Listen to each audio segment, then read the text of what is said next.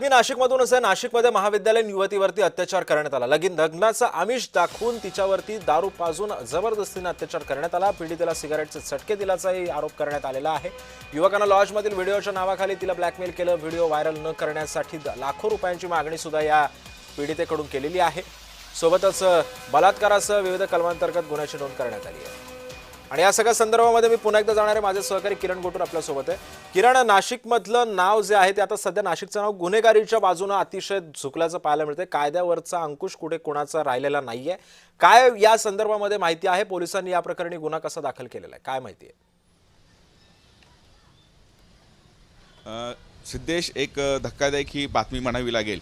शिक्षण घेत असताना या पीडित महिलेसोबत या युवकाची ओळख झाली आणि त्यानंतर हे सगळं प्रेमसंबंध झाले आणि त्यानंतर लग्नाचे आमिष दाखवून या जे युवकाने या मुलीसोबत हे गैरकृत्य केलं, अत्याचार केलं, अशा पद्धतीचे आरोप आहेत। आणि या सगळ्या प्रकरणी नाशिकच्या उपनगर पोलीस ठाण्यामध्ये गुन्हा दाखल झालेला आहे आणि या सगळ्या प्रकरणाचा जो तपास आहे तो पोलीस करताना आपल्याला बघायला मिळतोय। लग्नाचा आमिष दाखवून या मुलीवरती लैंगिक अत्याचार झालेला आहे आणि त्याच पद्धतीने अत्याचाराचे व्हिडिओ काढून या मुलीला ब्लॅकमेल करण्यात आलं, पैशांची मागणी केली, अशाही पद्धतीची जी माहिती आहे किंवा आरोप आहे या मुलीने केलेला आहे। या सगळ्या प्रकरणानंतर या संदर्भात या पीडित मुलीने आणि घरच्यांनी नाशिकच्या उपनगर पोलीस ठाण्यामध्ये गुन्हा दाखल केलेला आहे आणि अधिक जे चौकशी आहे ते पोलीस करताना आपल्याला बघायला मिळत आहे। नक्कीच किरण, सोबतच आणखी काही बातम्यांचे अपडेट्स मला तुमच्याकडून घ्यायचे आहेत।